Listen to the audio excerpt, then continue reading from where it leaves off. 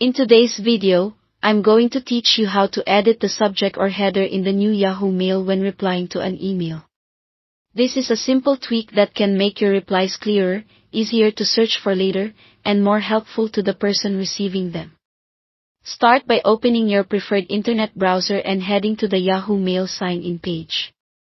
Sign into your account as you normally would. A quick tip, make sure you're on a secure connection and that you recognize the web address before entering any credentials. Once you're in, you'll land in your inbox. Next, open the message you want to reply to. If you use Conversation View, make sure you've clicked into the specific thread and the correct email within that thread so your reply goes to the right context. When you're ready, click the reply button. You'll usually find it at the top or bottom of the email, and it will open a reply window directly within the thread. Here's the key part. In the new Yahoo Mail, the subject line at the top of the reply window is editable. Look to the top of that reply area and you'll see the subject field. If it isn't immediately obvious, scroll slightly or expand the reply pane so the header area is fully visible. Click directly on the subject text.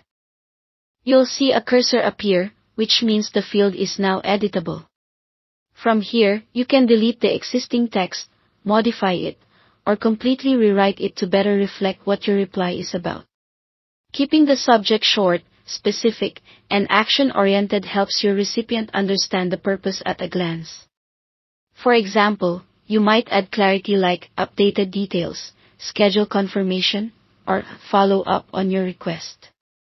Yahoo Mail typically adds "re" to indicate a reply. It's fine to keep that so the conversation stays threaded and easy to track. After you've refined the subject, move down to the message body and compose your reply as you normally would. This is a good moment to double-check tone and completeness, since a clear subject and a well-structured message work hand in hand. If you're referencing dates, files, or decisions, consider calling them out explicitly so the updated subject and your reply tell a consistent story. When everything looks good, click Send. Your reply will go out with the edited subject line, making it more relevant and easier to find later for both you and the recipient. That's all there is to it. Edit the subject at the top of the reply, write your message, and send with confidence. Thanks for watching, and I hope this helps you communicate more clearly in Yahoo Mail.